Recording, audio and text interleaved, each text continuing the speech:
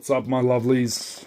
Alright, in today's video we're going to be going over how I select my plin clones for my F0 runs from my cross plates. Alright, so I'm just going to be showing you exactly what I would grab on my plates as I do it.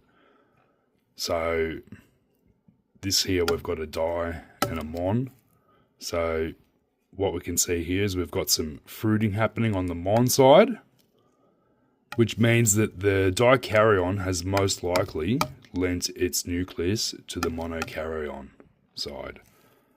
And we can see some fruiting here.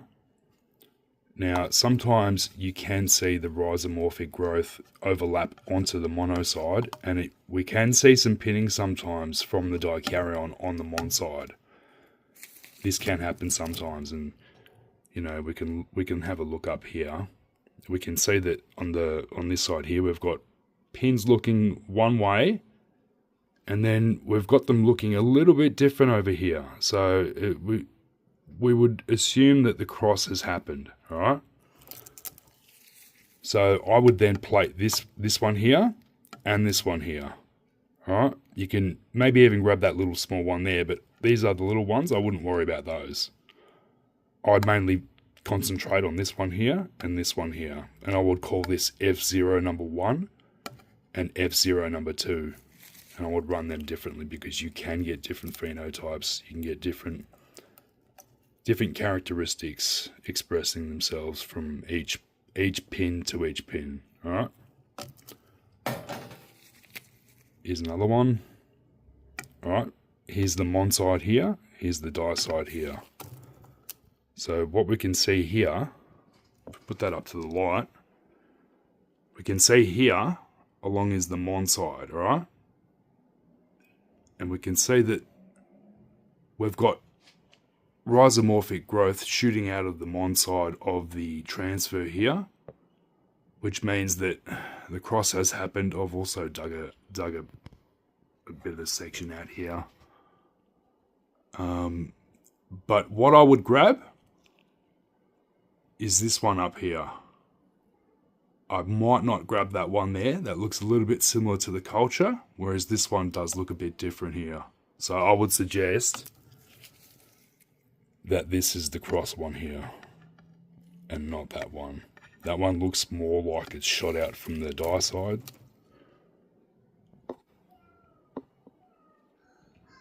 And then you can see this one here is sort of shooting out from the mon side. So I'd grab that one there. You could grab that one there, but you would probably find that that would express as that culture there. And this one would be, you know, more of a split here, you know. Could even be dominant of this one here, which would be a good indication of a cross because this is the monokaryon.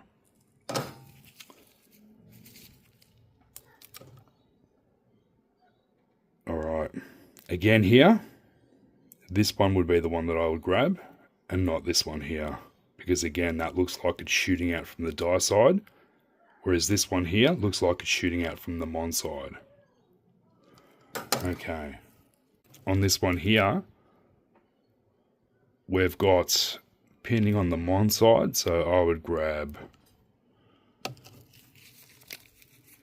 probably that one there.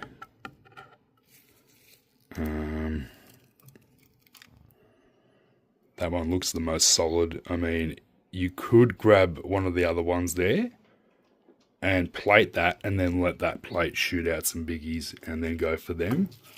But you could get away with just running that one there on its own plate and then fruiting that plate directly. Alright, here's another one. So here's the mon side there. You can see that small little section there that is the mon, and the rest of it is absolutely dikaryon. It's surrounded by it. So growing right out of this colony here, as we can see, this one would be the one that I would go for. And I would plate that. And I would suggest that that would be a cross fruit right there. Okay, so here we have a mon plate.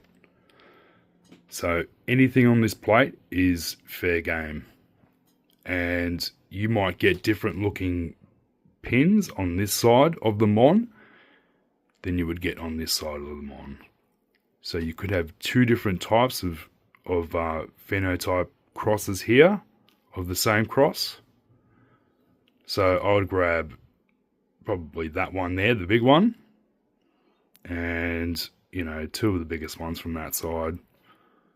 Basically, I'd probably grab that one there too, and we would call that F0, 1, 2, 3, 4, 5, and 6 even. And I would run all those, and we would see what we would get, because we can get different phenotypes from each one, okay? This can happen. Alright, here's another one. This is a blob right here, crossed with the fruiting one. This is the dikaryon, and this is the monokaryon. We can see that it's got some little bumps there on the monokaryon side. So let's put that up to the light there. You can see some rhizomorphic growth happening there within the mon, which is a good indication there that we've got some crossing there. You can see it running through the guts. So I would probably take a pin, one of those little hyphal, one of those little, can't see it there, but I would take one of the ones here from the back. So I might take that one, hold on a sec, I might take that one there, maybe that one there, and I would see how they'd go. Same thing here, same cross, different plate. With this one here, I'd hit the one directly on top of the transfer. When you've got pins directly on top of the mon transfer on a diamond, that's a good indication of a cross fruit. Alright, here's another one here. Here's the mon side here, and here's the dikaryon side here. We can see big fruits coming through that look nothing like that culture right there. So they look something of a split between this culture here and this landrace culture here, which is very cool. So I would grab all of these here. Again, F01, F02, F03. This one here looks like it will be the best one, the best producer here.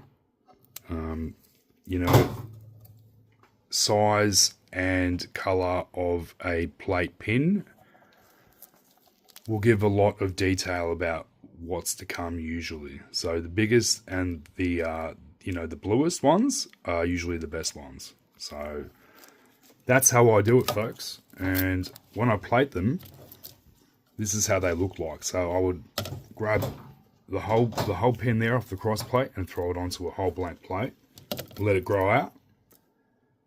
And as you can see here, these are plates from where the fruit has just been popped straight in the middle, grown out, and that will go straight to grain. Again here, same thing. Same thing. See how I've just popped the fruit straight on there, the cross fruit.